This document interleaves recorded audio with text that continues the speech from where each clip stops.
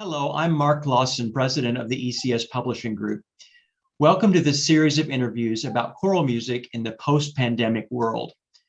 We know that so many conductors are working on rebuilding their programs, and in this series of interviews, we are talking with respected conductors who have built strong choirs and programs over the years to see what they're experiencing and what they are thinking about during these days. We're joined today by Kevin McBeth.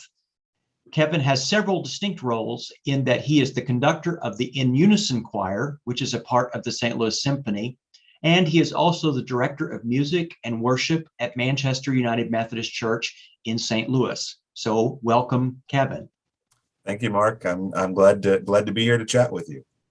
Well, give us a little background on the many choirs that you conduct. Tell me their distinct purposes and just a little bit of information for those that may not know. Sure.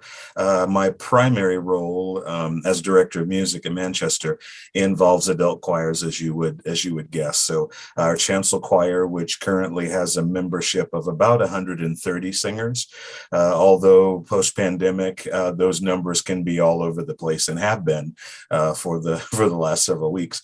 In addition to our chancel choir here at the church, we also have a chamber choir that's a subset of that group, and typically about 25 singers in Coventry Choir, that particular group, and they have started rehearsing again as well in this sort of interim part of the pandemic life. And then in addition to those groups, I oversee some other responsibilities, as you would imagine, here at the church as director of music. The other ensemble that I'm in front of on a regular basis is the In Unison Chorus that you mentioned with the St. Louis Symphony.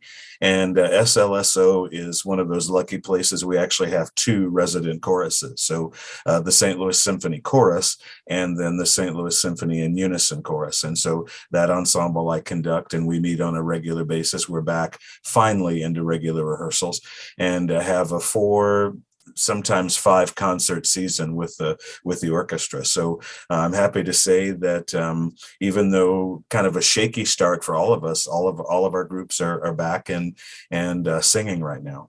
That's great. So maybe what were some of the things that you did to kind of regenerate as you were starting this back up? What are some of the things you've been thinking about that are helpful to getting singers back? In both my situations, I've been really lucky to work with administrators and CEOs and all of those things, upper management leadership, to kind of help guide us through this. So the thing that's been really great for me is that I haven't had to make these decisions on my own. So in the situation of the church, we've been working with our leadership team, which includes our lead pastor and our clergy, other program directors. So we have done all of this, as a think tank together. So I haven't had to just take that responsibility on my own, which is a little, it's a big responsibility when you think about, pulling people back and is it safe and all of those sorts of things. And the same situation with the symphony, with the president and CEO there and other folks in administration. So all of that has been helpful to kind of build a plan for getting back. Mm-hmm. And then I think we have jokingly said the way that this works is that you make a plan that's flexible enough to change because it will.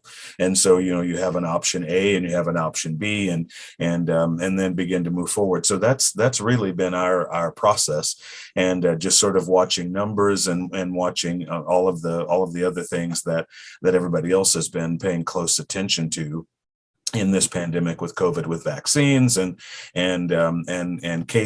case numbers and all of those things. And then just deciding, when we reach a certain threshold, then this is when we feel like it's going to happen. So we have used the analogy of a dial rather than a switch. So rather than, in this time that we're in right now, it hasn't been the matter of flipping a switch and everything comes back. We've actually kind of been dialing in little by little. So we tried one one group, and that seemed to work out well. And so what we learned from that startup, then we applied to the next group and got them started. And so we've kind of layered in all of these things. My chancel choir at the church was the first sort of group to begin, and then the Coventry choir, our chamber group, followed suit. And then by that time, as we were up and going, as it so happened, then we started the In Unison Chorus rehearsals the first week of October. So from about the end of August, beginning of September, through right about now. So we're kind of up and going with all of those. Has communication changed at all? I mean,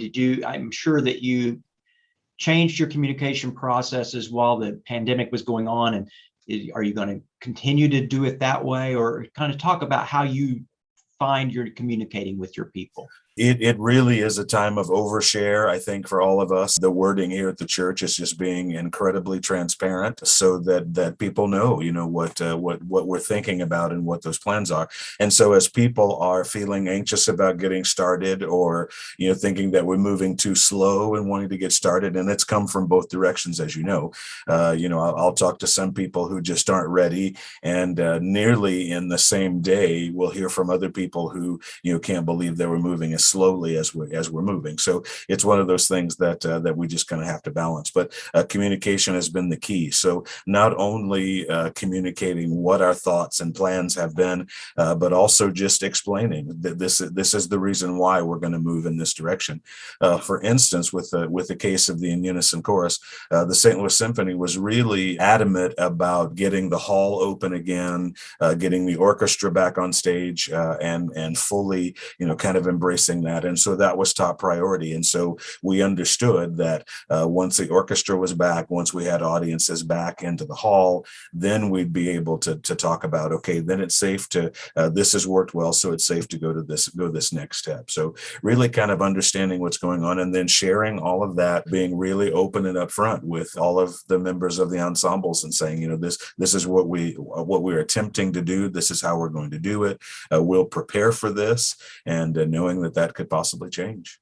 How have you gone about recruitment for your different groups? It's been a really odd time because new singers, I think, are more ready. I've discovered that new singers are more ready than probably some of the ones who have been around for a long time.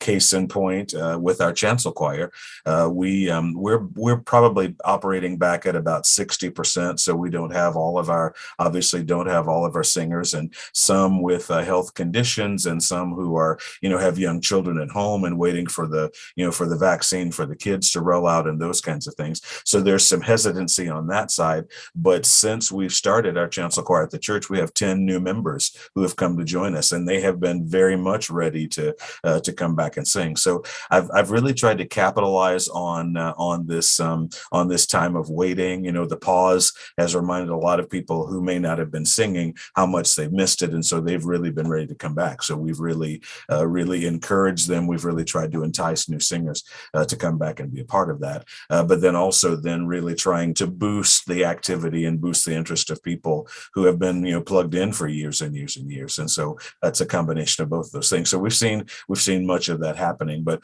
sharing the understanding and also just really communicating to people how important this time is of getting back, of connecting in a way musically that has been absent for them for a long time. Yeah. Has it changed your thoughts about repertoire, or how are you looking at repertoire at this point? Absolutely. Really, initially trying to get back to the heart of the matter, and you're probably hearing that from people everywhere, even as you're dealing with some of your regular customers coming back, as it were. But looking for music that really will speak to the heart of what's going on. And so many, as you know, so many of our composer friends and arranger friends have used this time to write about those very things. I laughed jokingly with Joseph Martin about how important the awakening has become during this time again, and he said he's heard from people all over the world who that was one of the first things that they wanted to sing when they came back.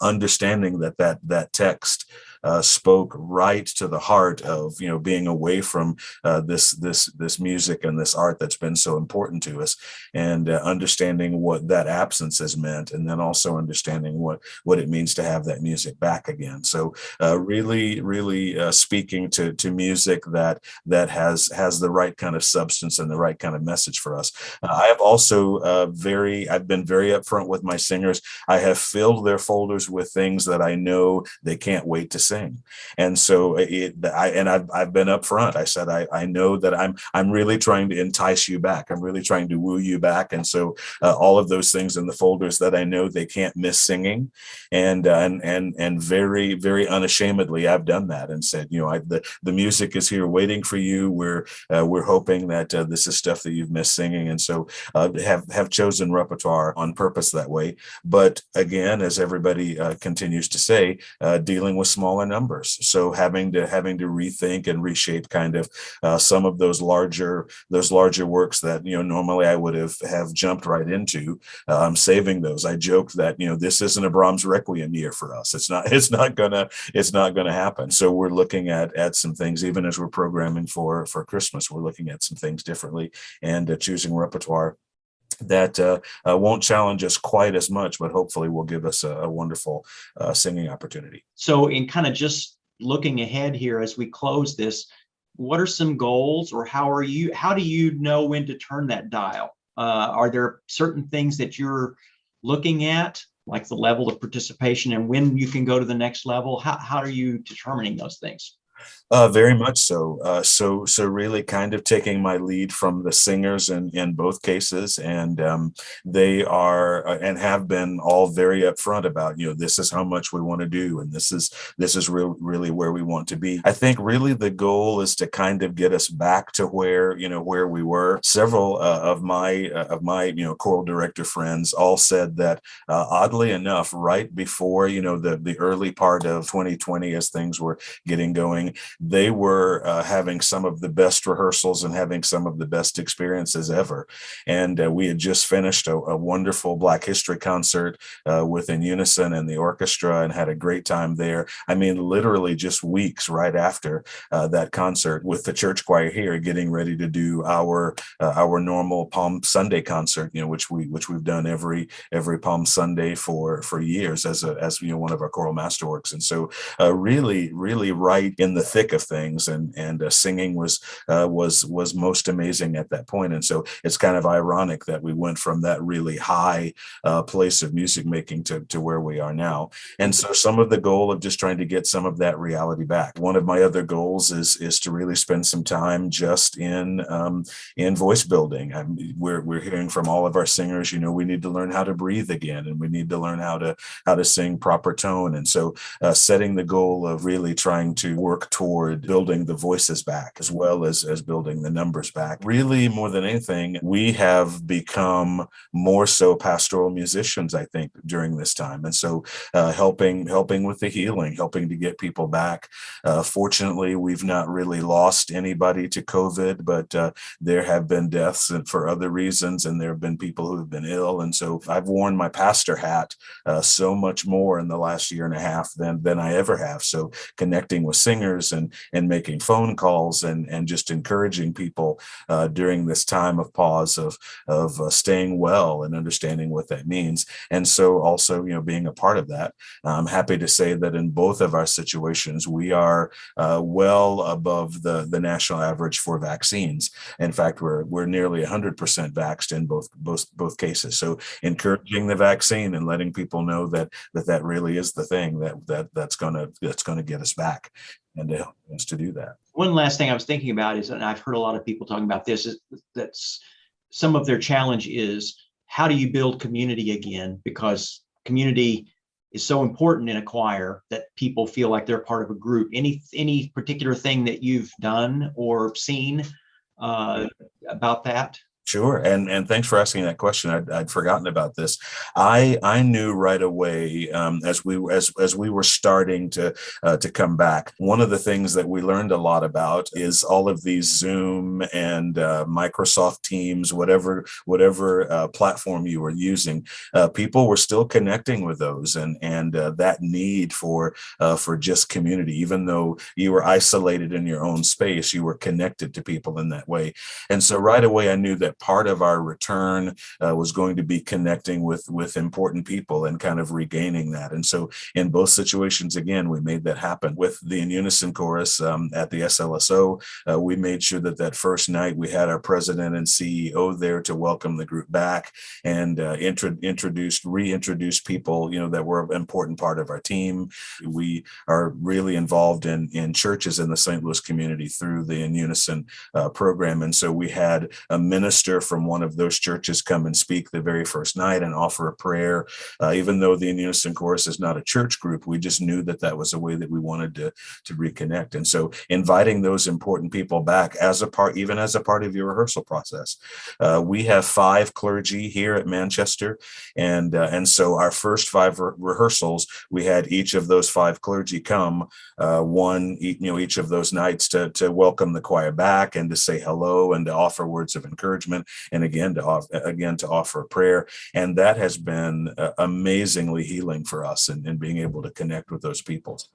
So looking for those moments that you can connect with important people who have meant a part of what's been going on before the pandemic. So that community has been really important for us. Yeah, that's great. That's great. Well, thanks for taking a few minutes just to talk about this. And I think this will be very encouraging for those who are all going through this same situation. So good luck to you and all that you're doing. And thanks for taking time. Thanks for the invitation. And so honored to be able to help encourage people as they're returning back to whatever the new normal is going to be. And just know that it's going to take some time in getting things rebuilt.